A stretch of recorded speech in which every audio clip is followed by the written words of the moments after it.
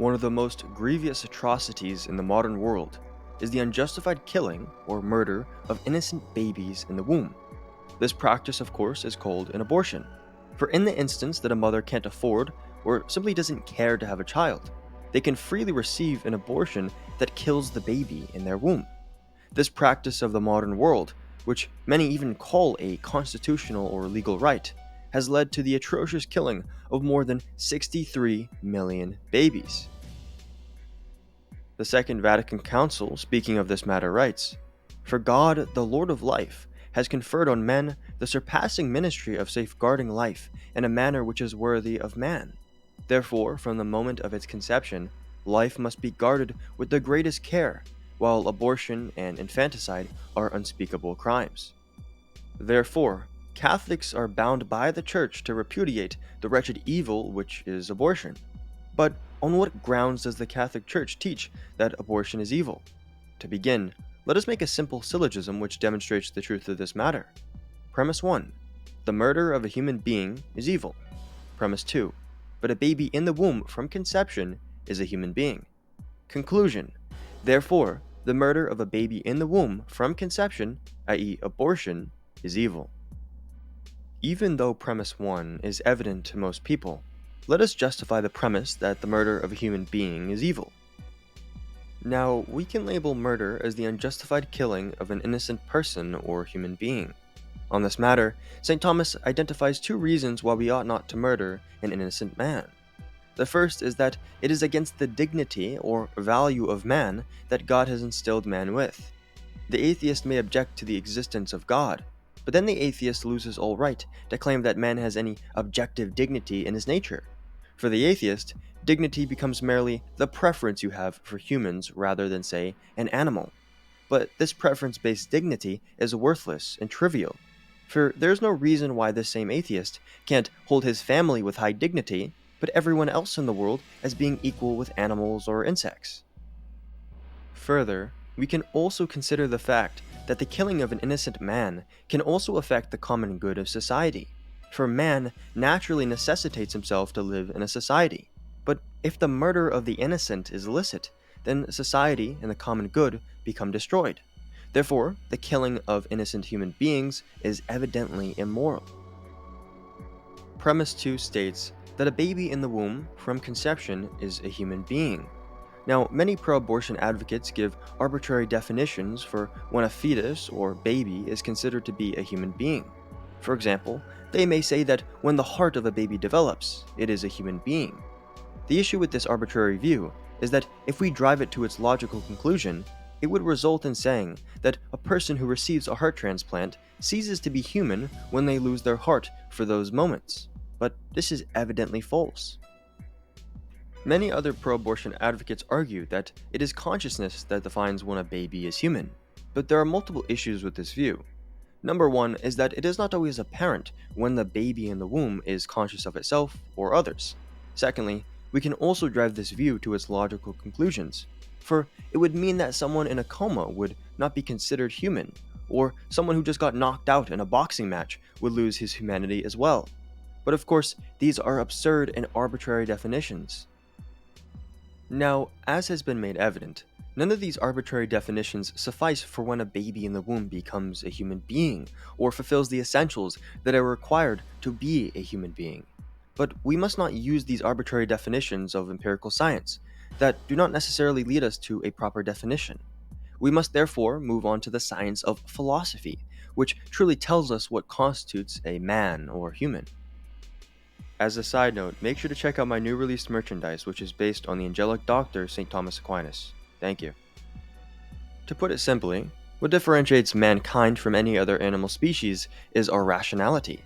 Therefore, man is defined as a rational animal, i.e., an animal which rationally or discursively thinks and reasons.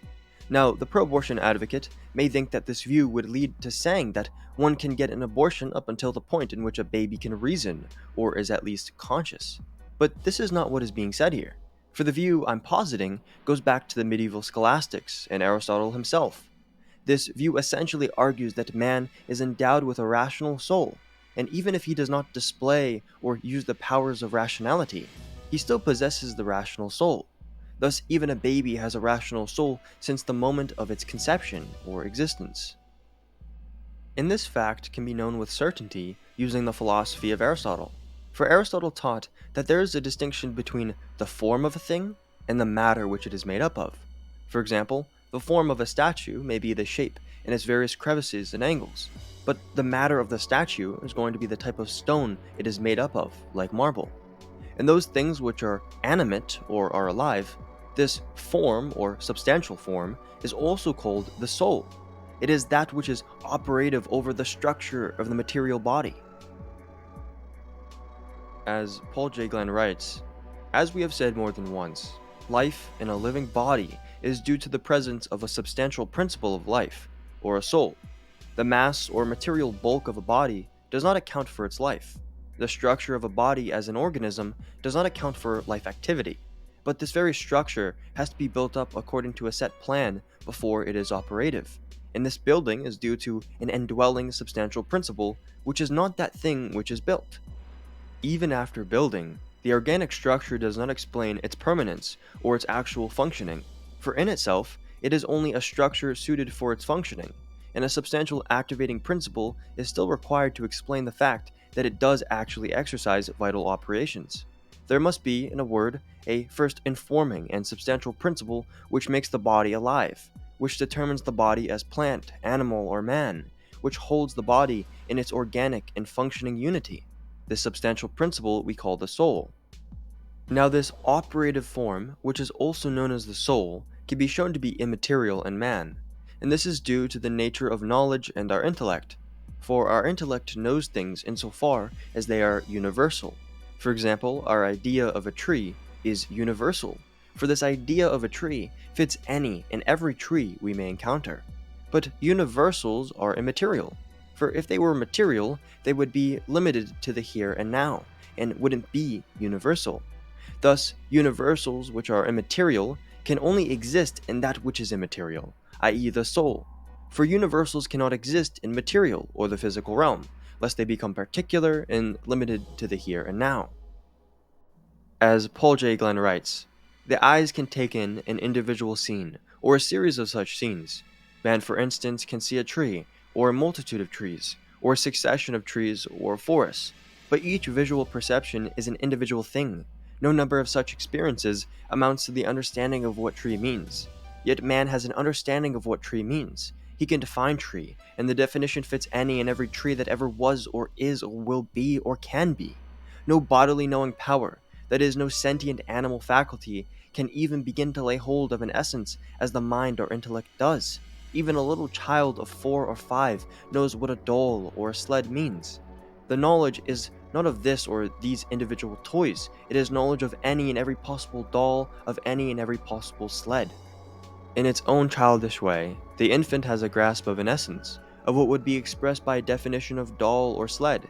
Now, such a grasp of an essence is only possible to a supersensible power, for it is of the very nature of sense knowledge that it lays hold of the knowable things according to their individual marks, limits, determinants. But the intellect pays no attention to such limiting things. It prescinds from them, it abstracts from them, it lays hold of an essence in universal.